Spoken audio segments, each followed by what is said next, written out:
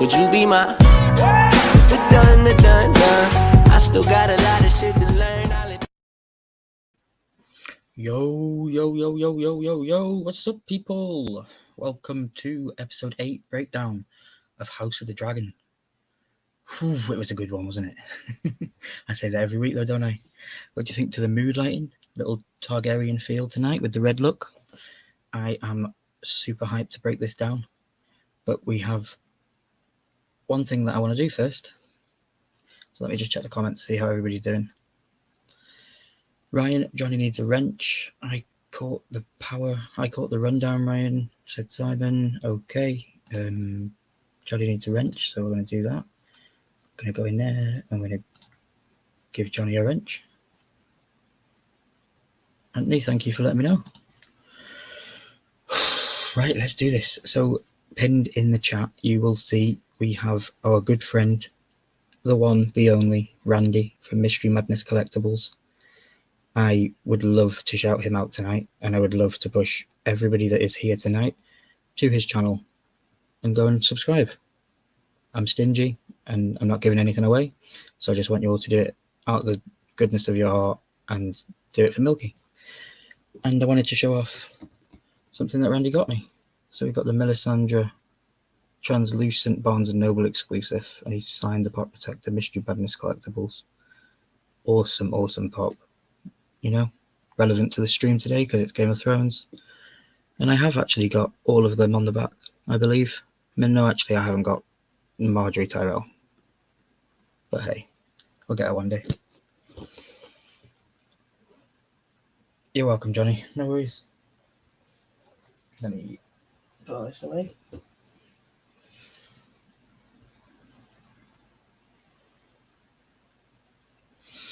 So, yeah, we have a guest already here. We have a guest on the way. So what we're going to do is we are going to bring up my guest. We're just going to chat for 5 minutes and then we're going to get the show going, guys. I haven't got a time limit. I don't think anybody else is going live. If anybody is and we clash, I apologise. I only do this once a week. I'm sure you can forgive me. And hey, House of the Dragon finishes in 2 weeks. So, you know. Oh well. Guys, let's do this. My guest I'm going to bring on is Baby Ice. She has been here, I believe, every week of this show. So her thoughts and her impression on the show is definitely valued here. And I love hearing every week what she has to say. So without further ado, let's bring her on and let's just calm me down because for some reason I feel really nervous. But hey, I don't know why. I think we're twinning with the mood lighting. Hello. Yeah. How you doing? I'm good. How are you doing? I'm doing okay. Yeah, just chilling. I think it's the mood lighting that's maybe made me feel a little bit, I don't know, 2 o'clock in the morning, mood lighting, you know? Yeah. Well, it's 8:12 for me, so yeah. What's up, Nick and Johnny? Welcome in, guys. So I just got a message from Charles from Papa Missouri. He's not going to make it. He just got a last-minute phone call into work. So he's not going to be here tonight, unfortunately. But work comes first, life comes first, all that kind of stuff. That's the reason why these shows are on streaming sites, because people can watch them whenever they like, you know. And right. They're not all Game of Thrones whores like me and need to watch it the minute it comes out and then watch it 7 times in the next 48 hours. But he just said that he was just called into work. He said, cannot wait till 9. This was probably the best episode for me. Totally best episode, hands down for me, this one. So that was Charles's thoughts. So thank you, Charles, for messaging me your thoughts and letting me share it with everybody on the stream. So yeah, before we get into the Game of Thrones talk, I know that one of our guests isn't here yet, so I was going to wait for him to get here so that he doesn't get waylaid with having to backlog and stuff. I do have a slideshow again, like last week, so that will be fun. I've got like 50 images this week. It was a longer episode. I had 42 images last week, and it was only an hour long. This one was an hour and 7 minutes long, so 10 more scenes in the last 10 minutes. You know, pretty important part. What's up, Christina? Ryan, Nick says, Ryan, I am hot to whore as well. Lol. Now I'm going to go back up to the top because I know he had a couple of questions earlier, Nick. So Nick said, for the record, I love this episode, even though there was not much action. A whole lot went down. I would give this a 9 out of 10. So I'm sure Nick won't mind me sharing this, but Nick is blind, so I know that Nick will experience the episode completely different to a lot of us that watch it. I listen to this episode every week with earphones in, and this week was unfucking believable with the noises you could hear with earphones, especially when but we're going to get into it later, but when Viserys oh my god, I was having goosebumps on my body because of the noises that you could hear in your head. What's up, LJ? LJ. And then he has a question here, but I'm going to star it for now, and then we're going to come back to it. Let me get back down to where everybody is. Kenneth popped in. Hey, Kenneth. LJ the Geek. Yo. Sup, Brian and Baby Ice. How you doing, buddy? Anthony Blaze. Everybody's in. So, yeah. Charles has given his thoughts. I've kind of alluded on mine already. You, with your impressions of what people have said, you kind of give yours away, I think. Yeah. So that's cool. You know, it's not going to be for everybody's liking. Right. So yeah, let's just get into it for your thoughts initially. You know, spoiler free. Just, did you like the episode? Give me a rating out of 1 to 5. Maybe a 6. 1 to 5, and you give me a 6. Oh, I thought you said 1 to 10. I'm sorry, I didn't hear you. So, am I loud enough? Am I speaking loud? 2. You give me a 2. You give me a 2. Yeah. She needs to learn a lesson for 2 seconds. 1, 2. Hey, How can you come on? How can you come on and diss the show? We'll get into it. I have very good reasonings for this. I do. Yeah, Nick Bayer has said, Ryan, if you could please address my second comment about the names, please. Nick, I will get onto that once we get into the talk with breaking it down with the episodes and stuff, because I would like to get everybody's reactions on that, but I have starred it, so it's definitely there for me to remember. But thanks for reminding me again.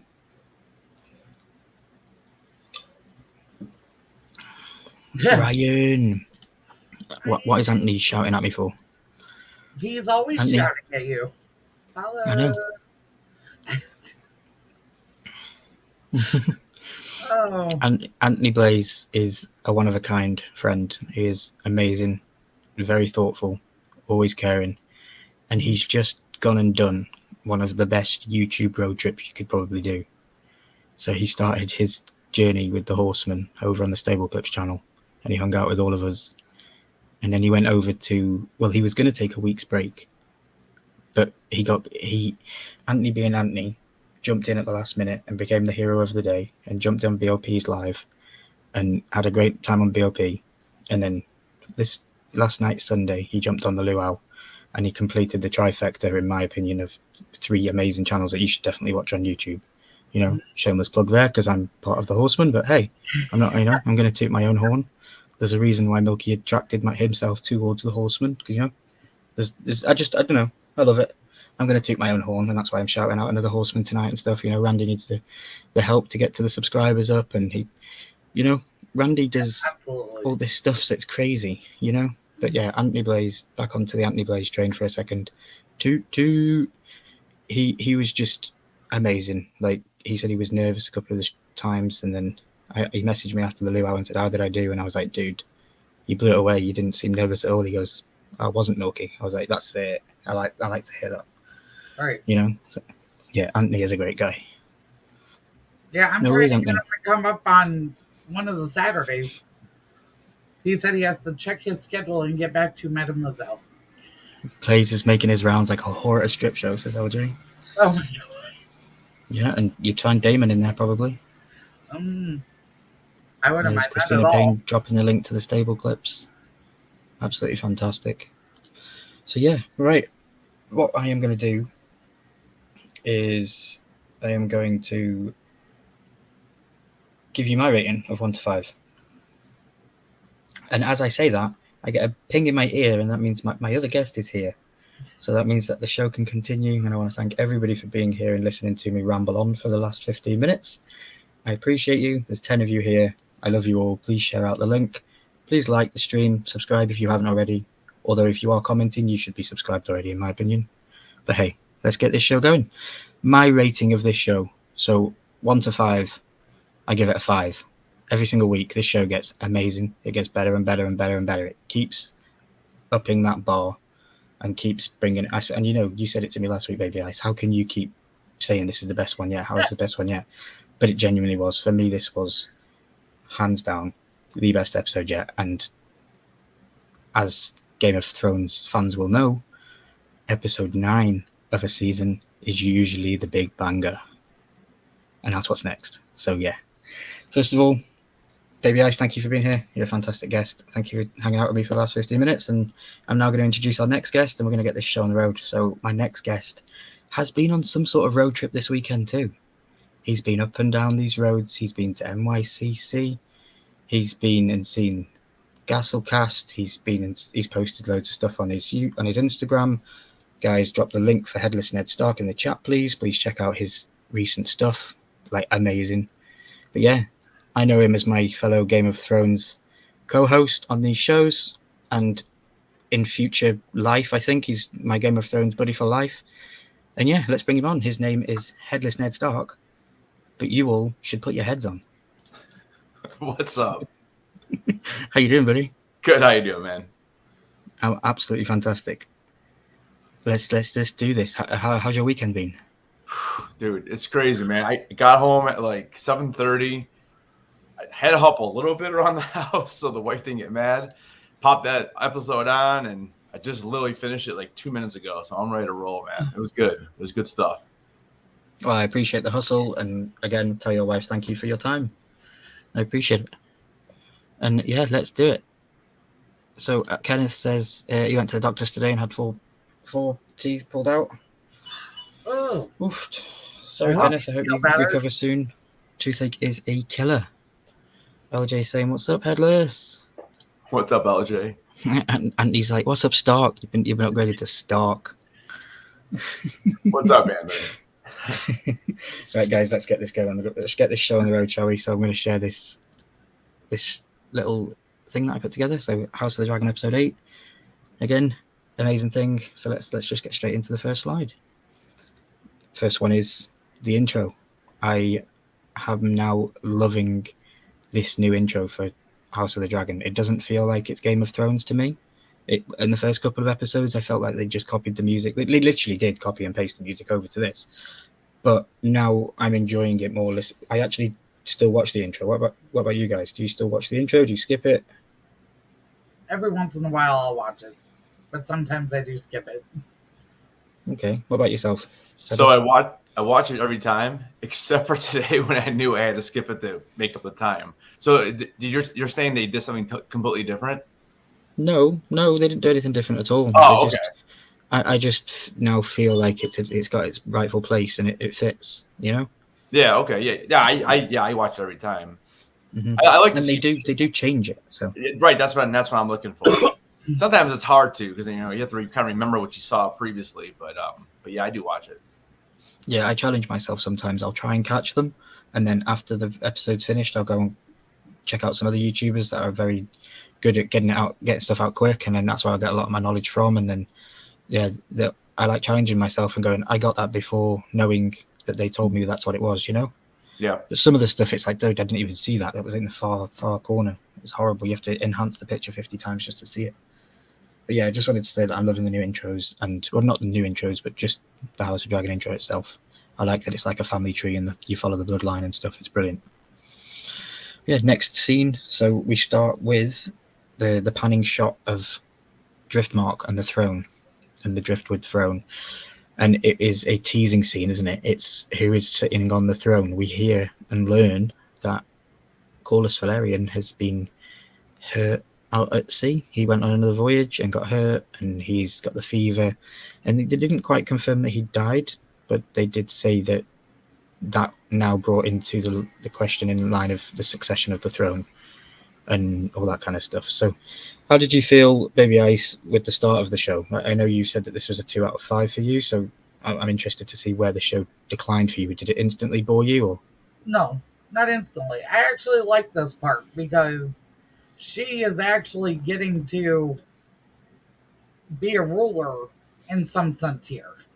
And she was never able to do that, with her own family house. You know what I mean? Because Viserys got picked and not her. So at least here she has some type of power, you know. So I actually like this scene. Okay. Yeah, no, I get what you're saying. She does. It kind of gives a throwback as to how she might have been if she was the queen that was promised, you know? Yeah. Or yeah, the queen that never was, whatever like that.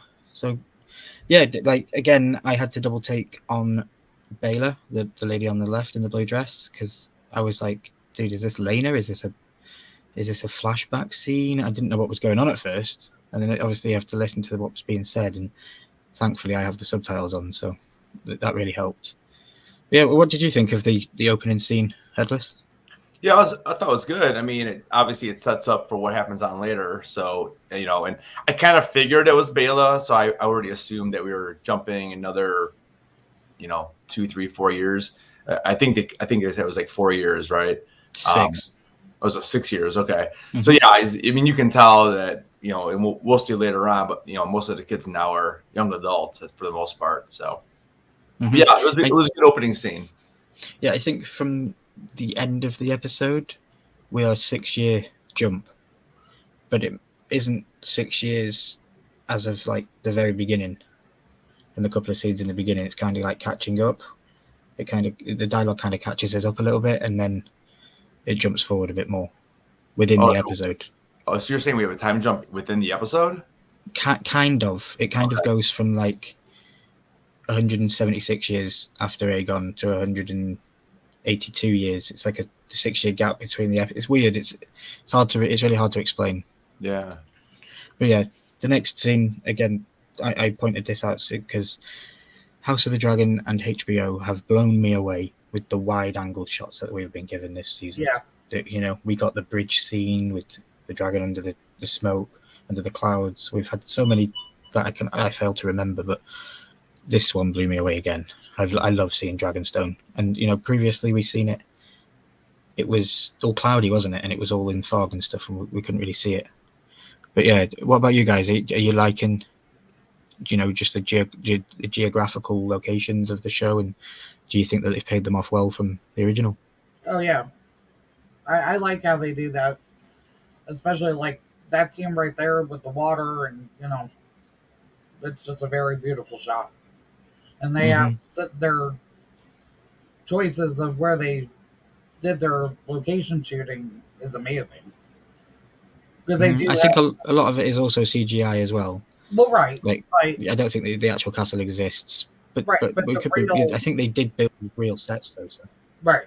Yeah. I just like What about seeing Dragonstone because I feel like we never got that kind of type of view in Game of Thrones. So especially the scenes in Dragonstone, I like. Yeah, the scenes in Game of Thrones that we got with a long winding bridge walking up, didn't we? Yep. We got just a lot of throne room stuff, and that was basically it. Mm-hmm. And then the next scene is Dragon's Mount. So this is the mountain that is next to, or just behind Dragonstone, and this is where all the dragons are inside. They incubate their eggs and stuff. And this isn't well known in the Game of Thrones lore. Like, it isn't really mentioned that much, No.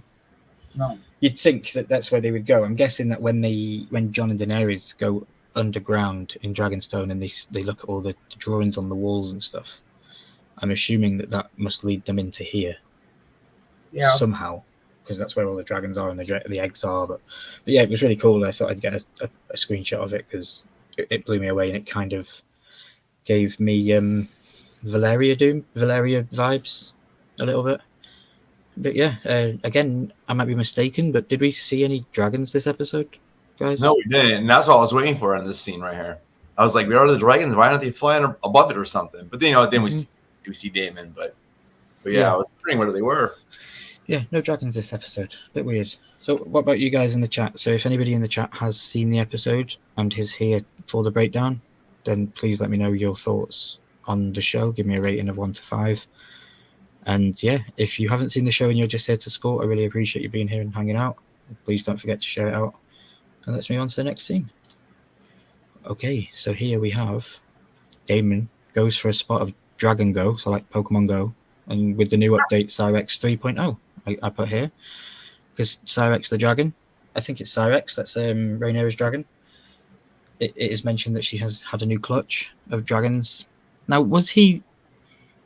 I got a little bit confused. Did he steal this one and then go and tell the other guys that there was only 3, or did he give them all to the guys outside?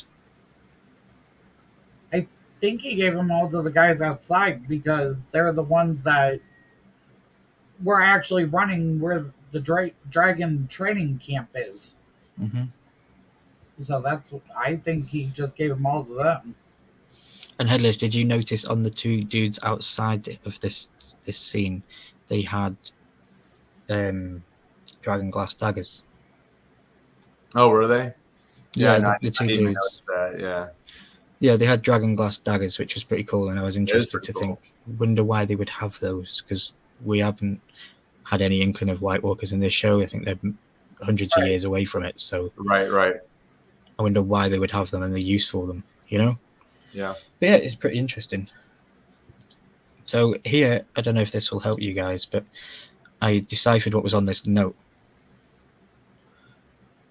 So here is a note that was given to Daemon, and it was sent to him by his daughter, Baela.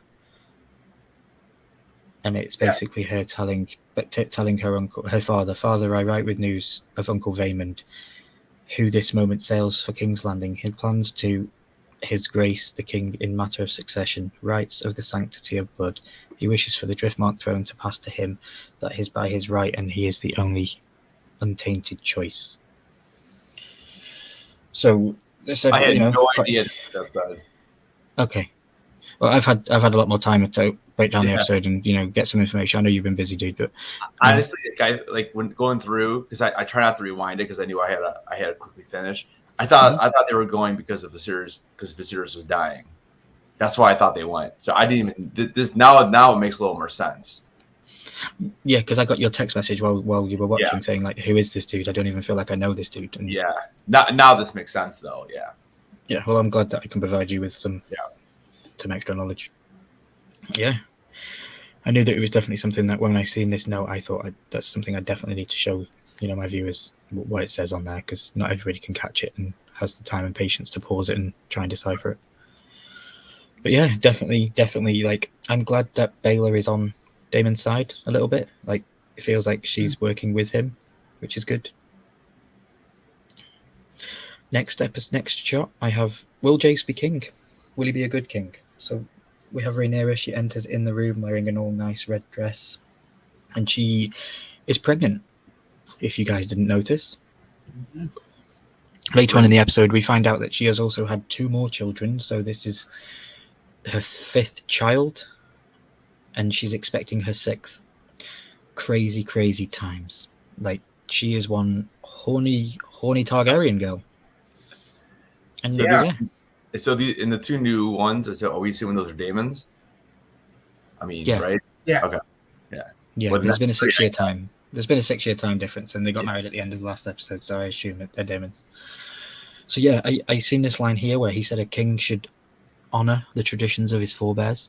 I thought it was a very wise line for him to say, and it was a very grown-up line, and I felt like he's been listening and learning, and he was also learning in the scene how to speak High Valyrian and stuff like that. Do any of you guys speak other languages? I know some Spanish, but not fluently. Okay. Yeah, no. Would you ever consider trying to learn High Valyrian as a Game of Thrones fan? It's a learnable language. It is actually out there. Yeah, I would. Yeah. But you can get the Rosetta Stone and stuff like that, can't you? And you can actually learn how to. I think it would be amazing to be able to converse with real Game of Thrones fans in High Valyrian and just wind people up at conventions, because I know I'm talking something sense, but other people don't have a clue what I'm saying. Or to like line up like self-headless. You're going to be meeting Matt Smith very soon. Imagine how cool it would be to line up in queue, get there, and then say something in High Valyrian to him. All right, we'll have to practice. Because I think that would be a very memorable thing. He would walk away from that con remembering that one guy that said something to him in High Valyrian. I don't know. It'd just be really cool. Yeah. We'll talk later in the week. I gotta memorize it by Sunday though. We'll figure it out. But you don't need to do it. I'm just saying it would be cool. No, I think you're right. I think it'd be I've been meaning to point something out since Headless got here. Have you noticed he's rocking the green? I do have the as green. his lighting choice.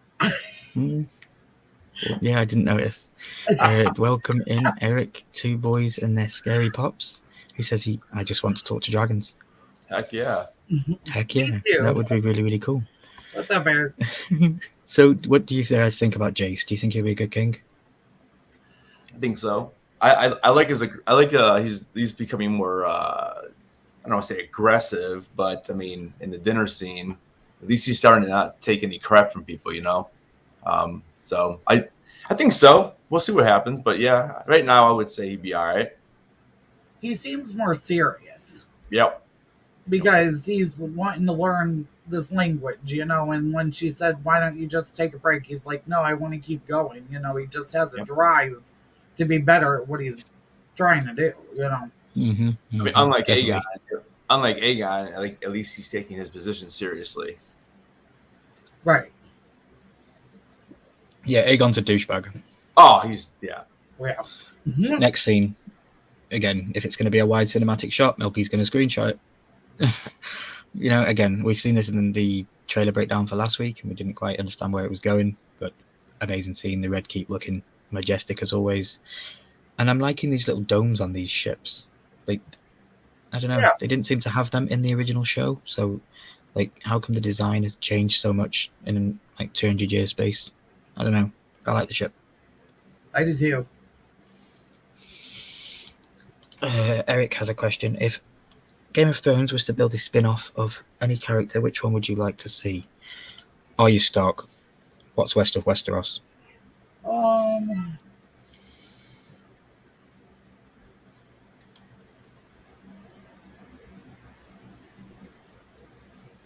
mean, for me, it's Jon Snow. I mean, Yeah. I'm just glad we're getting it because he's my favorite character. So Tyrion for me.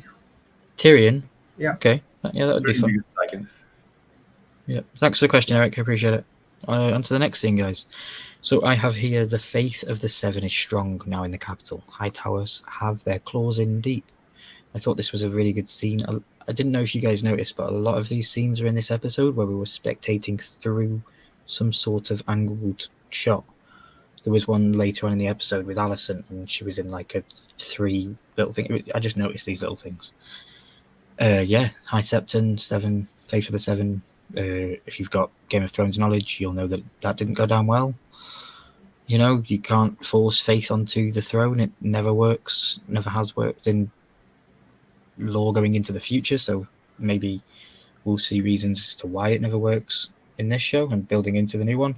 But yeah, you knew this was coming, right, guys? You knew that Alicent was, you know, part of the faith and stuff. And yeah, and you could tell too when they arrived there that it just doesn't look the same as it did, you know, in the first couple episodes. Like it's definitely less less pretty, if you want to say it that way. But like you could tell, it's you know, they've totally changed the look of the castle. It doesn't have all the dragon statues anymore. It doesn't have the colors, you know. So you can tell what she's doing. And I was kind of shocked as well a little bit because at the beginning of the episode, Vaymond is talking to Rhaenys and he's saying to her that it's not a king that sits on the throne anymore, it's a queen.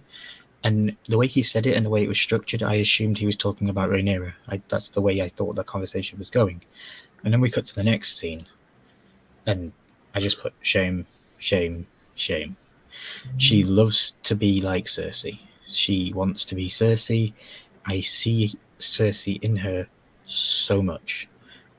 Yeah. For example, Cersei struggled with being on the crown, being on the throne, and keeping charge of motherhood. Well, she didn't kind of get the throne until her motherhood was diminished and all her kids had died anyway. But I kind of get that resemblance, you know? Like, she struggles. Like, one minute she's here, she's talking, and the guests... She hasn't been... I don't know if she was aware of Rhaenyra coming. I think Otto might have kept that a secret from her, because she seemed to be shocked too. I don't know about you guys, but... Yeah, were you shocked it was Alicent sat on the throne? No. Or the head of the... She's not sat on the throne, but you know what I mean? She's sat head of the council table. Yeah, she's in charge, basically. But, no, I wasn't surprised. Did you make the connection from the beginning, where Vaymond said the queen is sitting on the throne? Did you make that connection to Alicent? Yeah. Okay, I didn't. I thought it was Rhaenyra that they were talking about. But Well, because up to this point, Viserys is still alive.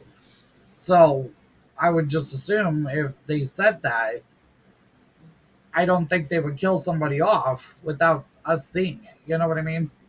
mm, So that's why I just assumed it was her, because maybe he just got worse. hmm do you like Alicent Headless? I don't know. I mean, is what she's doing for the character? It's great, but I mean, she's not a very likable character. You know, and in the scene that Rhaenyra toasts. Well, we'll get to it, but when Rhaenyra toasts her, it's like she just does it just because Rhaenyra did it first. She just, and it didn't really shock me either that she was on the throne.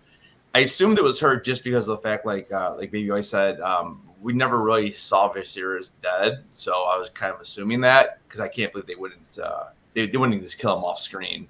So I guess I did assume it was her as well, but I could see how you thought it was Rhaenyra as well because we knew Viserys was in good health last episode. So, but yeah, I mean she's not very likable, like you said, very Cersei like. Kind of cold. Yep. So the next scene we have here. It's funny because in the first 2 episodes, I really did like her character, but the younger version of this character was a lot, lot more likable. Things changed really quick. yeah, definitely. So I have here, what's he done now?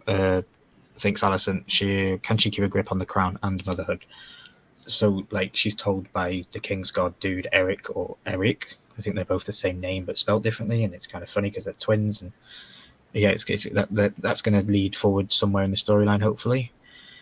But yeah, I thought, I'm not going to talk too much on this scene because I think it's despicable, to be honest, and I don't think it's needed within a show to show it. I know it kind of shows how evil he is, but like, it didn't physically show us the scene, but it mentioned it, and I think that's just enough for me. Like on that subject. What about yourself, you guys? Did you click onto how deep when you were told that would be an issue in his apartment? Did you really think it would be that serious? Oh yeah, but I have a question about this particular scene because she said Eric, and then he goes, "I'm Eric," and he said the same name again. So yeah, because they're two twin brothers and they're both called Eric, but one's like ERIC and one's ERIK. And so they have like they have when you're saying. I know, but it was just. I mean, I guess that's the humor there, but I was like, I don't get it. Yeah. So we move to the next scene, and this is the first scene we see of the King Viserys. He is looking rather ill, rather pale. Here, I assumed and thought he was auditioning for Tales of the Crypt. Oh, yeah. Thought he was going to be in the new reboot of that, maybe. Again, Paddy Considine, the dude that plays this Viserys, like, well done, dude. I'll give you a round of applause myself on YouTube. You have outshone yourself as a king in this show. You're probably my favorite king in this entire franchise. You have really, really blown it away. Yeah. What did you guys think? Baby Ice, what did you think of seeing him like this? I was heartbroken because I'm like, oh my God, what happened to him? Because I mean, he was bad before, but this is so much worse. I was so sad. Like, oh no. And I want to give everybody fair warning. I haven't blurred any shit out on this show. I've been watching a couple of shows over the last couple of days and they've blurred out some stuff. YouTube might not like that, but if YouTube don't like that, then YouTube can take it down if they need it to be taken down. But I haven't blurred anything, so you will see pretty much everything that you see in this episode in these screenshots. So just letting everybody know that's watching as well. Nick says, for a seriousness of the subject matter, I think they handled it very tastefully. Yeah, it was just really shocking and really hard to see. Eric says that he should host a Game of Thrones Jeopardy tourney. Interesting. I'm in. Yeah. He says, what character was in the most episodes? I can't answer that question without revealing spoilers, unfortunately. In this? Yes. Is he talking about this or Game of Thrones? Eric, could you clarify if you mean this or Game of Thrones, please? And Blazer asked the question for the panel. What's everybody's favourite character so far? Probably Damon. I think he's my favorite character right now. I like the young Rhaenyra the most, but I mean, I still like Rhaenyra. Don't get me wrong, but I'm digging Damon. I'm loving like he's changing for the better a little, but there's still that little dark side he's got, I guess.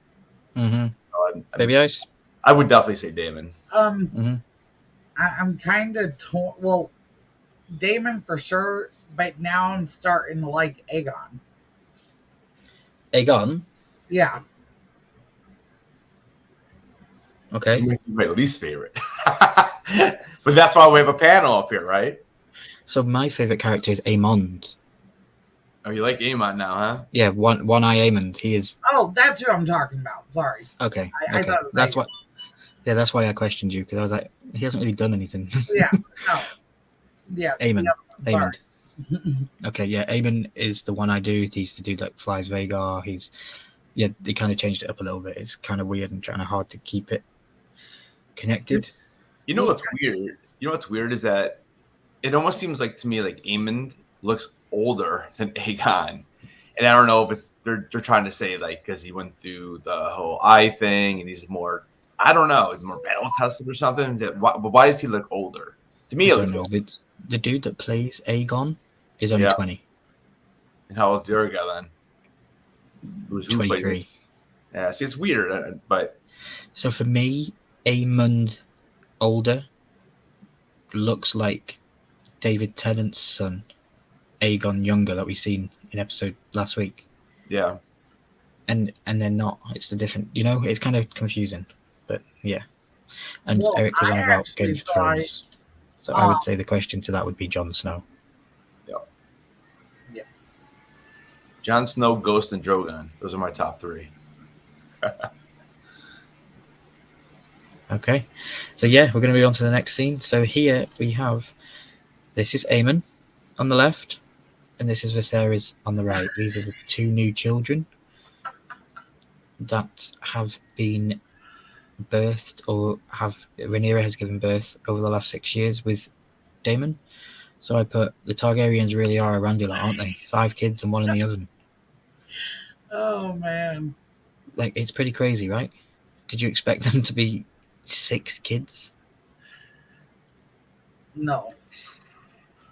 I thought at least 1, but when I saw they both have blonde hair, I'm like, oh shit, and she's pregnant. I go, that's crazy. So yeah, I did not expect all that. So the firstborn was, what's his name? Aegon? Yeah, Aegon. So nothing like confusing this more by naming the same name. And then when the second born was Viserys, and then yeah.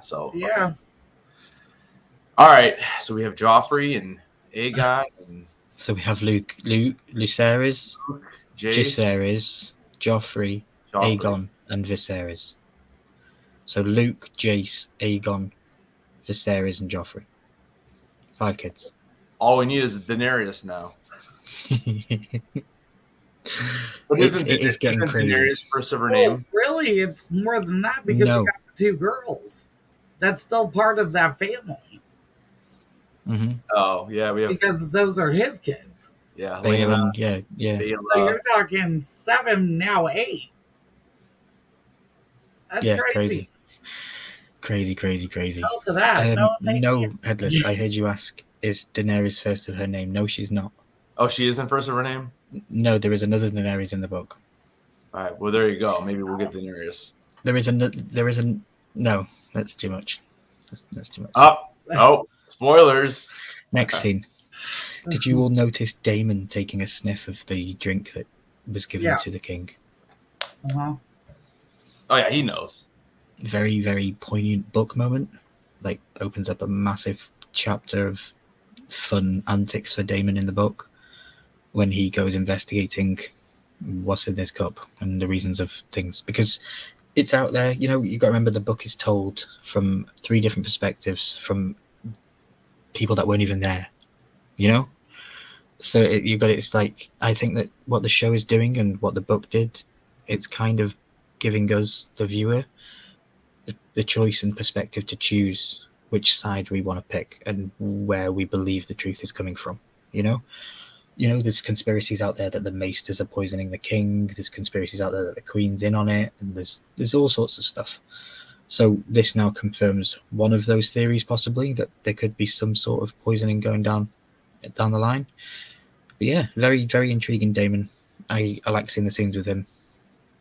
So the question is that with has he been being poisoned all along, or is it just since he developed the disease or whatever? Well, he did get leprosy. The actor confirmed that he had leprosy and he was dying from that. Okay, because He it's also been like 20 years since then, right? Mm-hmm. Yeah, he's also been well, from the moment we see the Great Council make the decision on who becomes king between Jaehaerys and the queen that wasn't, to now, we have spanned 30 years. 30 years, okay. Yeah, which is pretty quick. But hey, let's move on to the next scene because we have got a lot of them and I don't want to keep everybody here for ages. Michael Price is just stopping in during halftime. Thank you, Michael Price. I appreciate you being here, buddy. So what's the score of that game? Yeah, Lily came in saying Damon is her favourite. Welcome in, Lily. Thank you. Nick Bay says, I would have to say Helena is probably the most intriguing. I'm curious to find out what they did with her character, as a character. Mm-hmm.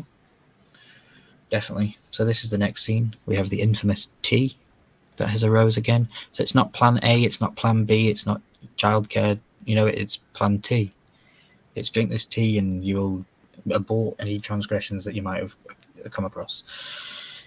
But I want to put it to you guys, knowing what you know now and knowing who the hooded person was later on, we will get to that. But do you think that the tea even did anything? No. Because this lady here on the left is Talia, and that's the girl that we see later on in the episode go to Mazaria. She is in deep with the queen and with what's going on. And obviously we find out later that she's taking things back to Mazaria and giving her information. Because she says to her, doesn't she? She says, looks like it's been busy in the castle. So I don't know. I'm curious as to whether this girl did take this tea and did free herself of any transgressions. Because let's not forget, she was raped by Aegon. Aegon did, he didn't have consent and he attacked her. She didn't seem happy about it, but again, Alicent just shows how powerful she is, I think. Are we assuming that she killed her? Because that's what I did. You did not. I assumed that she killed her with the tea. I assumed the tea was just like the tea that was offered to Rhaenyra at the end of that episode. It was like, hey, we know you've had sex, drink this and it'll abort a baby. We don't want to have another bastard running around, Oh, okay, that makes sense then, yeah. So I then questioned with this lady on the left, Talia, and knowing what she is doing later in the episode with Mazaria, she made the tea and she gave it to this girl. So if she could have made it so it didn't work, and now that there is a bastard out there, so she could have planted that, she could have planted it and made it fact that there is a bastard. I don't know. I'm just thinking.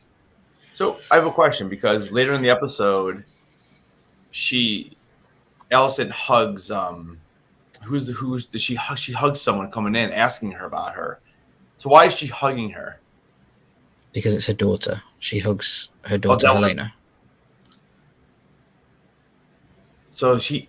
Wait, that's Helena's daughter? No, that is Helena. That is her daughter, right?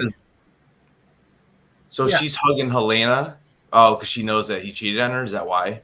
Yeah. Because she was looking for her, right? Yeah. Okay. Because she says, "Have you seen Diana? She's supposed to dress the children." So this wasn't said quite a lot in this show, but Helena and Aegon have had children. Yeah, they briefly mentioned that. Yeah, they have had really children. Children thing that they're just married or whatever. Mm-hmm. Yeah, I don't know. Well, that makes sense then. Because when I first watched Well, this, and I didn't even pick up on the kid thing when she said that. I should have picked up on that. yeah, I thought she was killing her, to be honest with you. But now it makes more sense. Yeah, so she was hugging her daughter because she just found out that her son had raped this girl. Okay. That's how I took it, yeah. Where am I looking? So I'm just going to share real quickly. I'm going to bring this down at slide 17. And I'm just going to share what I shared last week, which was the family tree for the Targaryen thing. It's this one. So what I'm going to do is go away. So here we have Aegon and Helena, and they have been married and they had 2 children, Jaehaerys Targaryen and Jaehaera Targaryen. They are the 2 children that we haven't been introduced to yet. Okay. But they reference them in this episode, so I just wanted to point that out to everybody and let everybody know that if you go to hbo.com/House of the Dragon, you can get an interactive guide and it'll show you the family tree of everybody, just to give you all extra footage. Go ahead, Baby Ice. Who's the 2 next to those? Right there. Joffrey. Down. Joffrey. No. Down. Right there.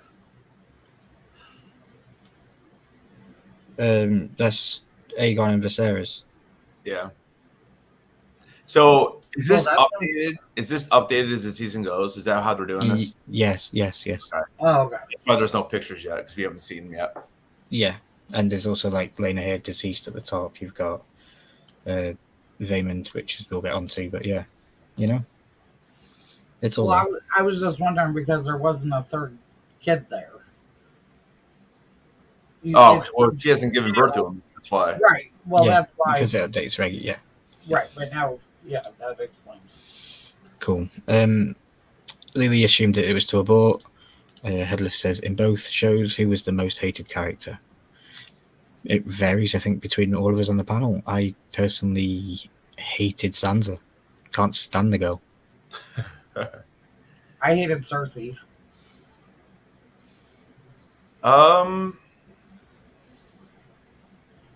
Oh man, there's a couple. I couldn't stand Joffrey, but he was really only in it for 3 seasons. I don't know. Ramsay was kind of funny to me, but I didn't really I didn't really like Stannis either, though. To be honest with you. Yeah, Stannis was boring. So moving on to the next scene, we see that the 2 boys, Luke and Jace, are back in the courtyard. You know, familiar scenes. They seem a lot older now. And I just wrote here, when was hair dye invented? And I also noticed that both of them have different hair color. I believe that Jace, I think that is Jace on the right. I believe he is Kristen Cole's child. I think he is the child of Kristen Cole because they both have different color hair. I don't think that they are true blood brothers. And it isn't confirmed in the books at all whether they are or not. So. Well, and they kind of do look alike. I don't think they do. I think they have the same mother, but I don't think they have the same father. No, not them. Him and Sir Kristen. Oh yeah. Do you guys see that at all? Do you guys see that they don't look the same? Yeah, I mean their hair's a little different color. I mean that would be a great twist, that's for sure. Yeah. Mm-hmm. Yeah, it could be, and it isn't in the book, so I'm interested to see where they go. And they've done a lot of stuff that is in the book. And they kept Lena alive last week. He's supposed to be dead in the show, so they're definitely doing their own thing, and I enjoy it. But yeah, we're gonna go through some of these pretty quickly now because there is like 50 of them, I think. First scene that we see of Aemond, and he's like, I don't give a shit about tourneys, and he's talking to Kristen Cole at the time.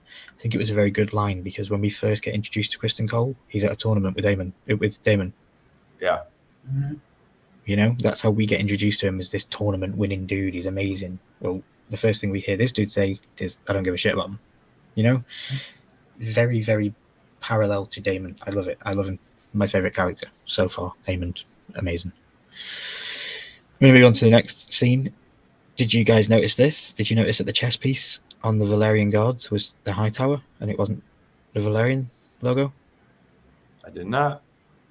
No, I didn't notice that either. Good catch. Mm-hmm.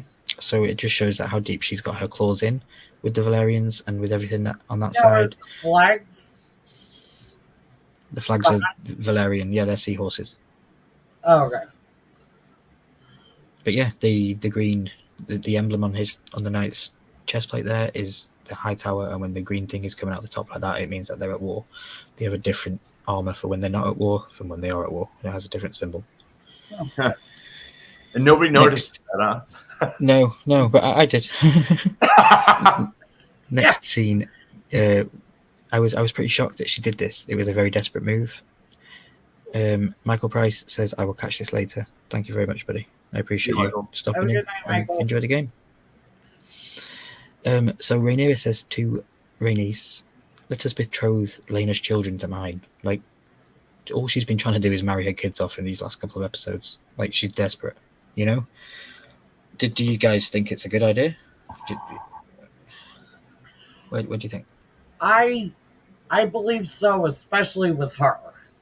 Because, again, the other one never had a chance to be queen. So I think, her best bet is to go to her, because then it still puts her family in some kind of power. Because, her daughter or her granddaughter would be queen then. So that's my take on it. Yeah, I think in this whole conversation, it was always going to go the way it was going to go, purely because Rhaenys was wearing black. She didn't go to this meeting in green. She went to this meeting in black. Yeah. She kind of already said where she was going to stand before she even spoke. What do you think about all this stuff, Heathers? Do you think she's desperate? Yeah, I think so. I mean, but it does make sense, because at least she's keeping it kind of within the family, because that is her aunt. So it does make sense. Mm-hmm.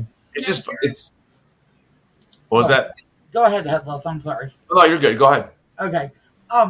My question is, why does it matter who Jace's father is if Rhaenyra is his mother?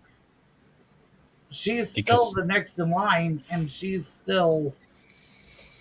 Because in the world of Game of Thrones, if you're married out of wedlock, you're considered a bastard.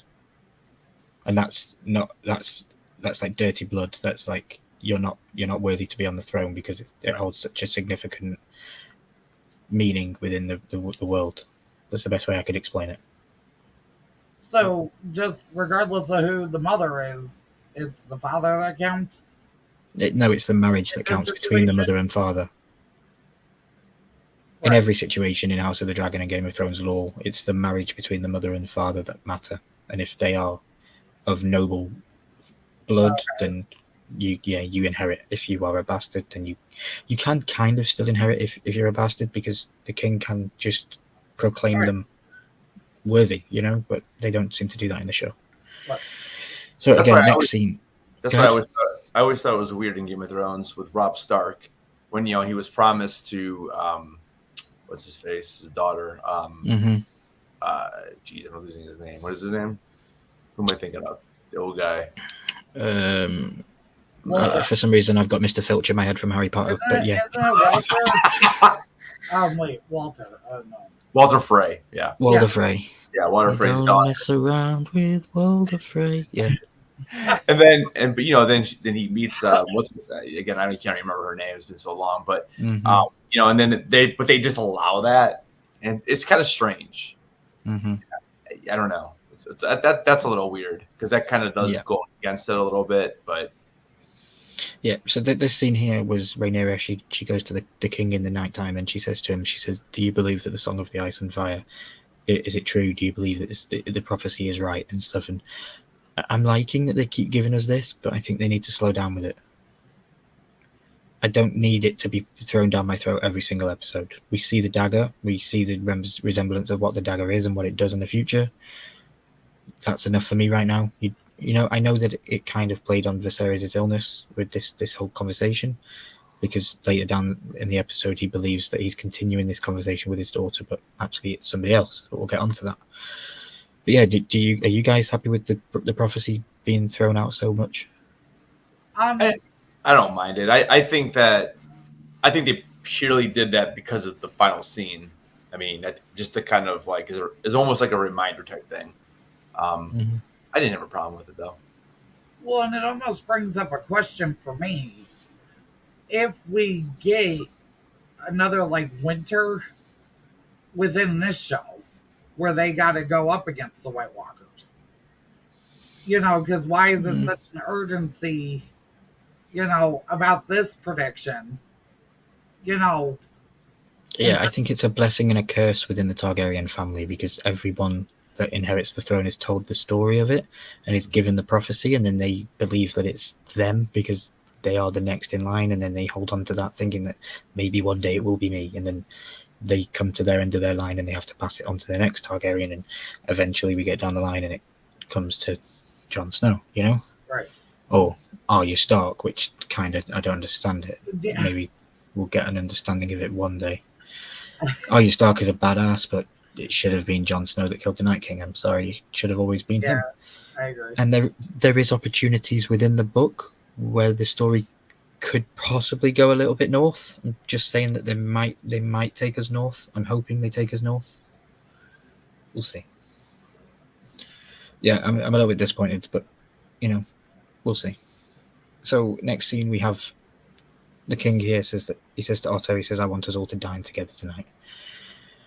It was a big shocking scene. I don't like how they move him around. It's pretty crazy. And I do have a clip I want to play because I've been playing this for a couple of weeks now, but it's this one. I'm not dead! Yeah, he says he's not dead. Yes, he is. I'm not. It's been so apropos when I watched this episode this week. I was like, that's that dude on that shoulders.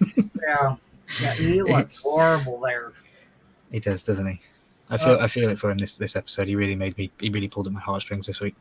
Yeah, and see, he was my favorite up until now. I mean, he's still my favorite. Mm-hmm. But I know he's eventually going to be gone. So. Mm-hmm. Do you think, like in the books, is this all pretty accurate to what happens? Like the dinner scene, No. the throne scene? No, I kind of No. figured it wasn't. I kind of figured it wasn't. So in the books, when in the show he cuts his hand on the throne in one of the first couple of episodes, that point in the books is the point that he never sits on the throne again. So him even coming out in this episode and sitting on the throne that we'll get to never happened in the books. All these things. So they added that. Yeah, they added it all in, which is cool and it's understandable. And I like that it's bringing to life the things that I have in my head when I listen and read and putting it onto visual for me to see. I'm enjoying it. Yeah. And I'm giving it a plus vote every single week, so they're doing a good job. So I have here, Otto says to the king, or says to his maid, "Bring milk of the poppy." I've never trusted Otto and his connection with the maesters. I believe that he's working some sort of sneaky thing in the background. And just to give people some information, if they don't know what milk of the poppy is, it's a well-known and highly used painkiller within Westeros. It's like crack cocaine or heroin within Westeros. It's used for severe pain and it's usually given to people when they're about to die. So yeah, you guys like seeing Otto back? No. No, I don't think he said much this episode, did he? Nobody No. smiled. He smiled and clapped like this. I'm glad to see him. I like Otto. Yeah, and the king said no. Great villain. I don't. The king said, "I don't want the milk of the poppy. I'm going to be strong today. I'm going to need to feel this and experience this moment," which was very powerful. And I was like, "Go on, Viserys, you tell him no." Even on your dying days, you're still fighting back a little bit. Right. And then here we have Otto looking all smug and regal, and I put in brackets here, "Just you fucking wait." He says, "And as king, I speak with the king's voice on this." I'm like, yeah, okay. No, I don't know. But what do you think to this scene in particular compared to the original show? Do you like this setup? So what are those? All there's more swords. It's always hard to tell what that is. Yeah, they're more swords. Yeah, this is more book accurate. So that's not in the Game of Thrones series. No, it's not. So do you think we'll find out? What happened to them? No. What are we supposed to assume happened to all those? Because I was always like where could they possibly have gone? Why would they change it? Yeah, there has always been an annoying thing with the Game of Thrones fans. I found that they never really depicted the chair properly, because the chair in the books is mental, and it's a lot higher, and it's got like 30 steps just to get to the seat. Oh, okay. Oh my God. It's crazy. If I can find some illustrations for next week, I'll show some illustrations next week of what the chair should look like. But it's pretty crazy. Johnny says, I'm new to this. I have a question. When does House of the Dragon take place? Game of Thrones prequel timeline. So I think we are told in the very first episode of House of the Dragon that this is 172 years before Daenerys Targaryen. And we have spanned 30 years from the start to now, Johnny. So we are about 140 years away from Game of Thrones. Yeah. So yeah, we've still got loads to come. But yeah, let's go. We're going to go quick fire through about 6 or 7 of these. This scene was very good. Welcome in King Viserys. You know, it mirrored the Alicent scene when she walked in with a green dress, I believe. It was powerful. And there's always somebody late to the party, isn't there? Yeah. Crazy.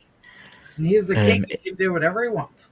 Here I went and grabbed everybody's reaction when King Viserys walked through the door. I thought it was quite fun to share with everybody. Otto's thinking, shit. Yeah, so is an Allison. Alicent's thinking, uh-oh. Yeah. Rhaenyra's going, Daddy? That dude in the top right, what's his name? Which one? The dude in the top right, I can't remember his name. Vaymond, is it? Vaymond, that's it. Vaymond is thinking, who are you? Like, who? Who are you? And Rhaenyra's probably the only one that looks down. Like, I think, yeah, she sees him and she sees that he's in pain, and she's like, it's come to this, that you've got to do this. But yeah, I thought I'd just share that with everybody. Here we have so many scenes from this scene, absolutely amazing. So did you all notice the crown, the mask?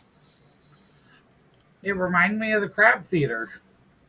Okay, yeah. It reminds you of the crab feeder. It reminded me, his name is Viserys, Daenerys' brother was called Viserys, and the Mad King was called Viserys, and they all had golden crowns. Drogon poured one on top of Viserys' head. Yeah. They were all called Viserys. And they all wore the crown. Because you remember the Mad King, when they showed you the Mad King in the original show, he always had that mask? That was the resemblance. I think that there's something to do with the Viserys and the golden... Right. Because he always wanted his crown, didn't he? I just don't know. I made that connection. I was pretty proud of myself when I was like, ooh. Yeah, I didn't get that, but now I get it. He says the Mad King's name was Viserys. Viserys what? The third, fourth, eighth? Yeah, fourth. I think so, yeah. So he says to Otto, he says, not today, bitch. Daddy's back and he needs a seat. And he says, I will sit on the throne today. You know, which is, again, not book accurate because he never sits on the throne again in the book after he gets cut by it. So next scene, which was very nice. Daemon is a strange man. I cannot quite understand his motives. Very, very nice scene with the brothers to share him putting the crown on his head. I like Daemon. He's getting good. Yeah. Especially with the scene that's coming real soon, guys. So here we go. Let's go into this. We have Vaemond says, and the gods be damned. You will not choose who successes my family name. You will not say it's those children. And he was about to say something, and Daemon wishes Vaemond to say it. He says, say it, say it. He wants him to say it. And I'm wondering, what's he going to say? Well, he says, bastards. One of the best lines you can ever say in a show. With vigor and with emotion, he speaks the naughty, naughty word. And, Viserys has always said, you say these kind of things, I will take your tongue. But before he gets to take his tongue, we get this scene, and I paused it beautifully.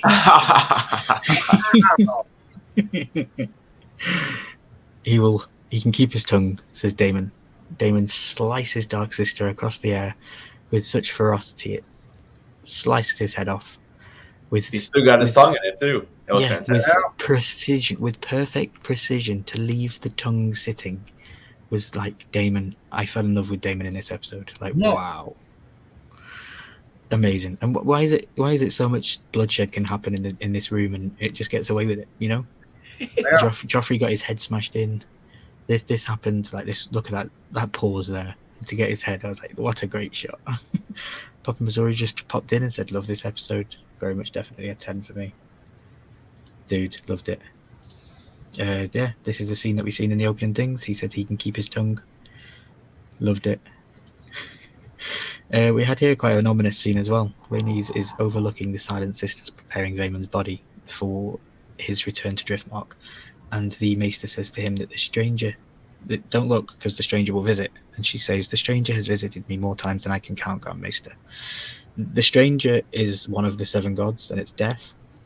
So if people take themselves back to when Game of Thrones was on, and we have the big scene where they're all gathered in the Great Sept and Cersei blows it up, if you look carefully, there's 7 statues around that circle room, and the only one that's not facing inwards is death, and that's the stranger, and that's looking away from what's happening, because it doesn't visit people that are... Death doesn't visit people that are beholding to the 7. But then Cersei blows it up, so it's quite ironic, but yeah. Just a bit of info there for you guys. Yeah, very, very strong scene for Rhaenys. And then we're just going to move forward with the king. He takes his mask off at the family dinner. We have one of the best cinematic scenes in Game of Thrones and House of the Dragon history, this family dinner. The mask is removed, and I've put in here in brackets, I'm smoking, because it just reminded me of Jim Carrey when he got the mask on. You know? Look at that eye. Like, thank you, HBO, and thank you, Game of Thrones, because I thought you weren't going to give us it when you took Aemon's eye out. You kind of just stitched it up in the next scene, and I was annoyed. This week, you gave me what I wanted, you know? And it was amazing. Doesn't Go this ahead. kind of make up an eye for an eye type thing? Kind of. So I do put here, well done, HBO. These scenes are epic. Like, spine-tinglingly. Like, when I watch these things, even though the show is not playing in slow-mo, it's playing slow-mo when I'm watching it. I'm taking everything in. It's crazy. Were you guys shocked by this? Were you guys shocked seeing that he had no eye? Well, I kind of assumed it when you saw him with the bandage over it. Mm-hmm. I assumed something had happened. I mean, he already lost an arm, and his back's not looking hot. Mm-hmm. So But he says, you know, he wants them all to get along. He wants them to have a good night. And Rhaenyra immediately jumps up to her father's request and praises Queen Alicent for being a good wife to her by her father's side. And I genuinely thought she was being sincere. I thought she was being honest. I thought that she was trying to build bridges. Did you guys get that vibe? Yeah. Mm-hmm. Did you get that vibe, Headless? yeah, I think so. Yeah. And then coming on to what you said earlier, Yeah. I played here. Queen Alicent plays nice, just to be nice, I believe. She didn't mean anything. You know, she didn't even name her by name. She just goes, I raise my cup to you in your house. Like, Yep. That was kind of like generic, like, yeah, don't want to answer this phone call, so I'm just going to give it the generic voicemail thing, you know? Yeah, she's just going through the motions to make him happy. Well, that I didn't understand because she said your house. They're all one house, technically. Well, it's the black, yeah, I get that, but it's the blacks and the greens, it's the boys, Well, right, you know. but So we have here, I cannot tell if the king here is happy or if he is sad. Thoughts? I think he's just. They're all playing at this scene, they're all dancing at the time. It looks like a nice, happy time. But is he sad or is he happy? I think he's happy. I mean, I don't know. I mean, he also may know way down deep that, like, they're just going through the motions because there's so much turmoil. But you could almost do it either way. Or like Yeah. he's at ease, you know. He's saying what he wants to see, and, you know. Yeah. I mean, part of me thought he was going to die right there. But because he still makes it, I feel like maybe it was just, you know, he still kind of thinks deep down that they all kind of hate each other, you know. Yeah. So, what were your thoughts as a whole on Viserys as a king, Headless? Did you like him as a king? Has he grown on you? I thought he was weak in the beginning. I almost think he became stronger in this episode because he knew what he had to do. You know, coming down. It's just interesting to me that wasn't even in the book, but I thought that was a pretty strong scene for him. And you know, like I said, I feel like he was weak in the beginning, very weak actually. And as his body got weaker, I feel like he became a stronger king though. So So in the books, things that transgress in these scenes do happen. So Vaymond is beheaded by Daemon in the books, Who is? but Vaymond, Oh, okay. He is yeah, beheaded. Oh, yeah, okay. he is beheaded by Daemon in the books, but it's not at King's Landing. He's doing it at Driftmark, and it gets back to Rhaenyra that it's being said, and Rhaenyra sends Daemon to go sort it out, and he goes, chops his head off, and feeds it to Syrax. Oh, that would have been cool. I would have That's what he does in the book. Yeah, that's See, what he that's does so in the weird. book. And that's so weird because like they're preparing his body to send him back, like it's, and then Yeah, in and the book then it is, the family members of Vaymond, like his nieces and nephews, they then travel to King's Landing to confront the king for what Daemon has done. And the king sits back, listens to what they have to say, and then he removes their tongues. Wow, why didn't they do that? that's yeah. What the hell? I wonder Damn what they you, HBO. So Johnny just brought up a really good question. He said, Ryan, you said that there are books out there also, and are you going to analyze the books like you analyze the show? So Johnny's just got the key to the Magic Kingdom. He has just basically given me the prompts to let you all know that when this show ends, what I am going to do is I'm going to deep dive into the book for every single episode of the show, and I'm going to find out every difference from the show to the book, and I'm going to tell you how it works. And I might even read the book out loud. I might read the book on stream, and we'll do something like that. We'll figure it out. But yeah, I want you all to read it as well, at your own pace and do your own thing. So, I understand if people can't be there when I'm doing that, because I know that could be Now, spoilers is for everybody. this just one book? Yeah. Okay. Yeah. So we're going to move on to the next scene. We have here Aemond stands up after the king leaves. Aemond stands up and wants to toast Luke and Jace and Joffrey. And he says, kind, handsome, strong boys. And I'm thinking, uh-oh, shit's about to hit the fan. Right. And then he says it again. That's what happened before he did this. Go ahead. They placed a roasted pig in front of him. Mm-hmm. And then as soon as they did that, Jace started laughing. And then that's when he stood up and did this. Yeah, well, it was Luke that was laughing. Or Luke. And yeah, Luke was laughing because if you remember the scene when Aemond was couldn't have a dragon and they made him have the pink pig. Yeah, and that's So what I think triggered it was the little roasted pig there. Yeah. So yeah, the strong boys, he says this, and then it kind of like causes a fight, and he's got such a strong jaw because one of the boys comes over and punches him and he doesn't flinch. And then we have the Massario and Talia scene, all being sneaky. I think these people are all trying to audition to being Jedi. Yeah. So that was Damon's old wife, girlfriend. Yeah, Damon's old girlfriend. Yeah. Like I feel like she's like. I didn't understand what she was doing there. Like all of a sudden she's back. Like what happened to her over the last decade? Like it's weird. Well, I think that the plot twist might be that she was the one that grasped on Rhaenyra when they were in the pleasure houses. I think that's where they're going with that. I don't know if Daemon knows that truth or not, but we'll see, I suppose. So moving on to the next scene, it's pretty much closing the show out now. We have Viserys. He is sitting here high off Milk of the Poppy, and he believes that it's Rhaenyra, his daughter, that he's speaking with from earlier on in the episode. And here lies the confusion that we might see play out in the coming episodes, because I might be wrong, guys, but I'm going to go back and confirm, but I believe in every scene, Alicent, as we look at it, has been standing on the right-hand side of Viserys through every scene we've seen.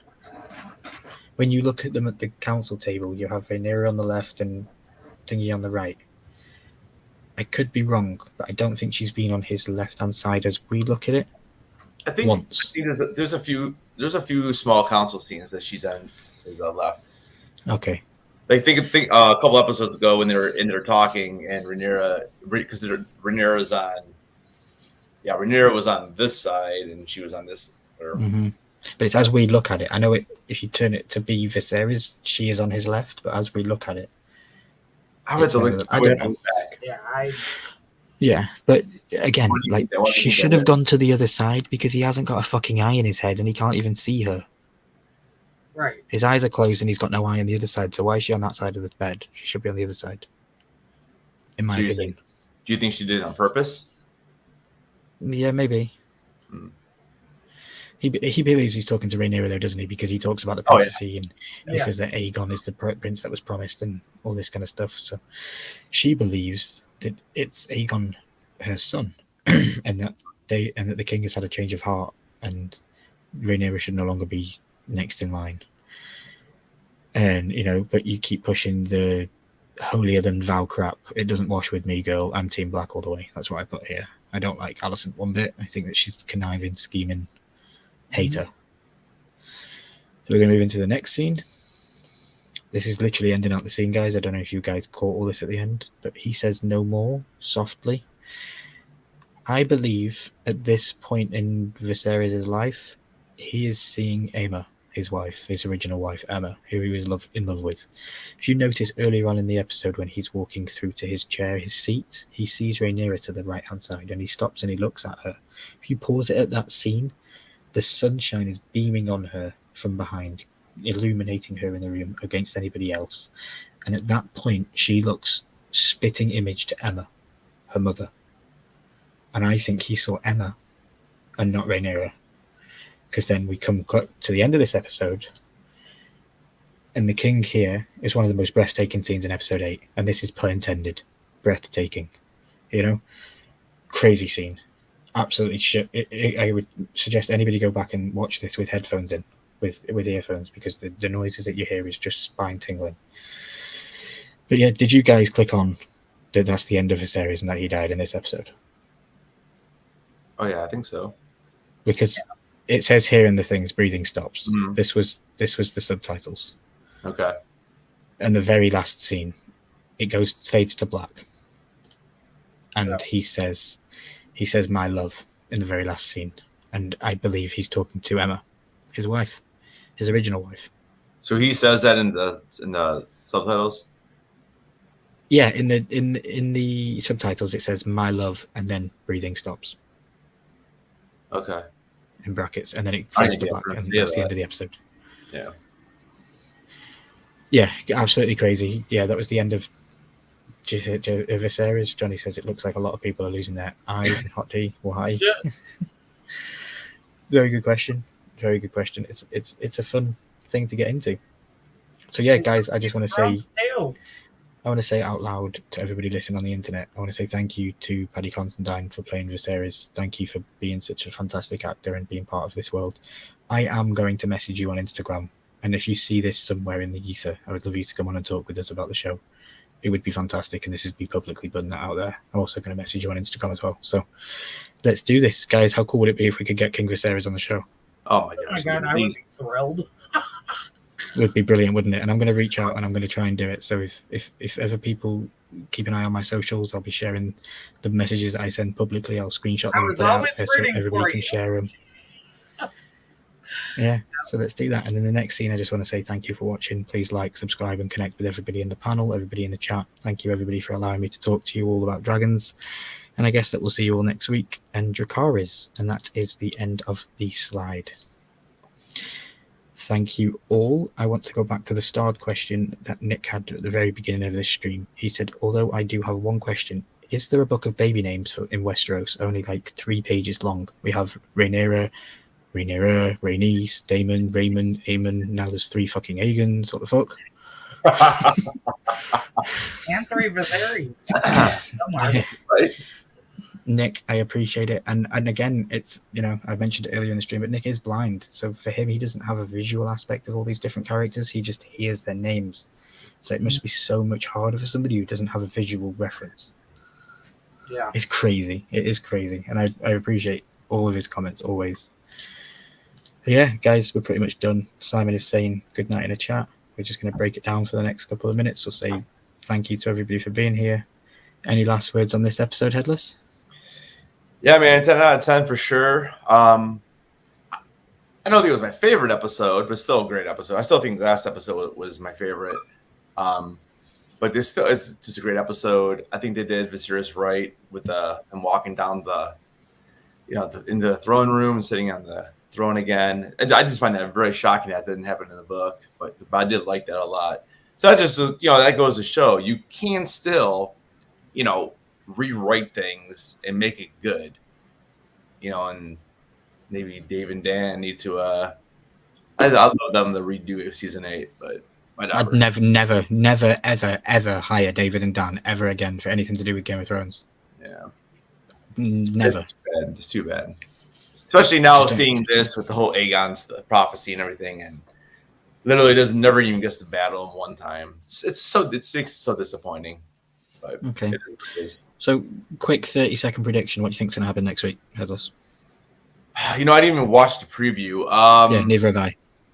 Boy, where are we headed here? I mean, Viserys has just died, and the next episode is called The Green Council. The next episode is titled The Green Council. Yeah, I mean, obviously, Alicent I'm assuming, is going to do something to bring Aegon's name back into this. And again, I'm just curious to see, is Aegon ever going to grow up? It's just, to me, he acts like a spoiled little teenager still, even though now he's, I guess, supposedly in his 20s, right? So, in the 20s, back then, it's a lot different than the 20s nowadays. Back then, when you're 20, you could already be king or married with kids. Well, he is married with kids, but he definitely doesn't act like a father. That's for sure.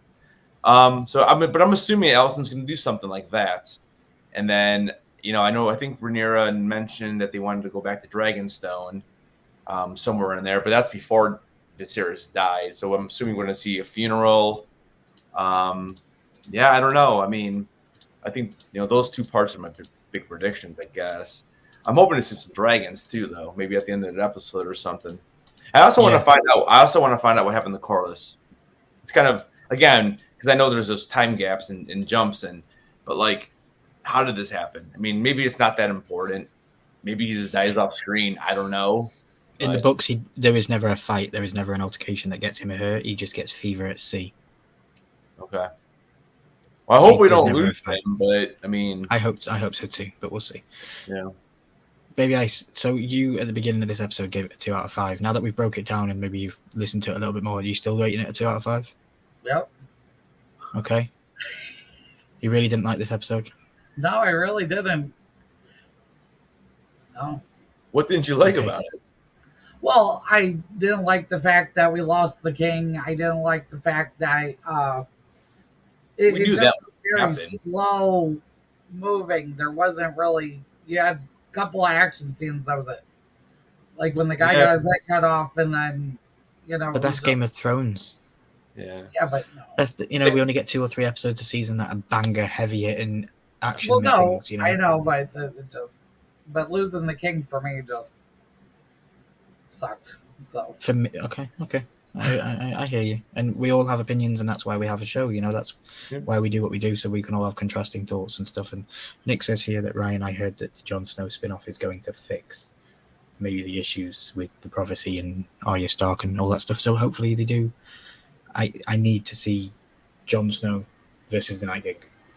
That's what they need to give me. They can say that the dude that Arya killed wasn't the general, and the other dude was just sat in his tree somewhere. Dude, I hope that's what happens.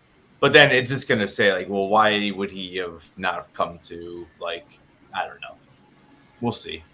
Yeah, and Nick has a very funny statement. Spoiler alert, but everyone in House of the Dragon dies before Game of Thrones even starts, so they're all just dead people. True story. That is a very, very true statement. They are all dead. Or are they? I'm just going to say that. Or are they? So is Andor, but we still watch that, so. Yeah. Are you still watching that?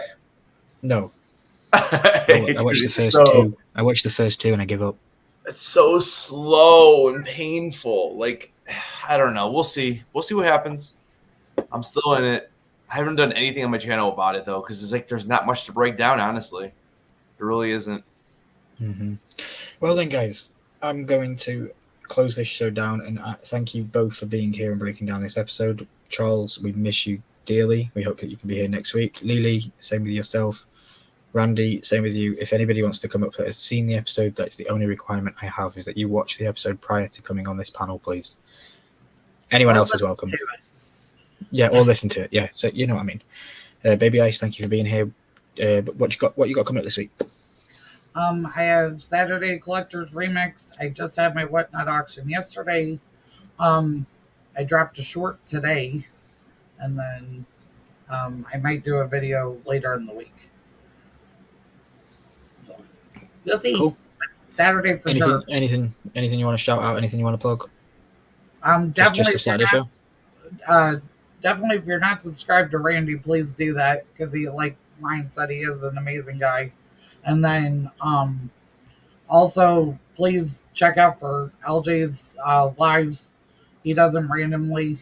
He might be gone for a couple weeks, but if he goes live soon, just check him out. So cool. And So let's check that out, that's Jake. the only time in this hour and a half stream that your camera froze on me. So thank you, camera. Headless Ned Stark, my good friend. What have you got coming up this week? All right, so I just got back from NYCC. I got a ton of footage, Fright Night footage. We went to see the Harry Potter play yesterday. Absolutely amazing. I got a little footage that you can't really take photos during the performance, but I have some of the photos from the the design and all that kind of stuff. So I'm gonna make either one or two NYCC videos. So hopefully be dropping those this week. What else? I will be live tomorrow at 7 p.m. Eastern with Gasolcast. We have 25 people. We're doing unboxings of the Box of Fright that was dropped a couple weeks ago, and I think we're gonna do some trades on there. So that's at 7 tomorrow on their channel. What else? I will probably do a trailer review of Game of Thrones sometime this week, probably Thursday or Friday. And then Sunday, I'll actually be in Motor City Con, but I'm going to make it home to do my live at 10:20 after House of the Dragon episode 9. And that's a pretty full week there. And I'm trying to think. I think that's pretty much it. So Cool. But yeah. Anything you want to shout out? Anything you want to promote? Yeah, I mean, if you haven't subscribed, please do so. I think I just hit 269, so I'm getting closer to that 300 mark. So I'm pumped about that. I appreciate it. TikTok, you can follow me at Headless Ned Stark, Instagram and Twitter, all three of them. Just look up at at Headless Ned Stark, and also you can check out my podcast. I think I'm only five people away from actually making a few cents on there. You can find that at any of the major streaming or major podcasting platforms: Apple, Spotify, Anchor, pretty much all of them. So it says the Headless Ned Stark podcast. So fantastic. And I've been listening to a lot of your stuff prior to us even connecting and speaking. As friends over Game of Thrones. I used to listen to some of that stuff. So it's definitely good content. Regarding myself, we are live tomorrow with the Horsemen over on the Stable Clips. That will be 8 Central. We've also got a Kahoot game going on tomorrow for Charles from Poppy, Missouri. We've got 12, maybe 13 questions. That should be enough.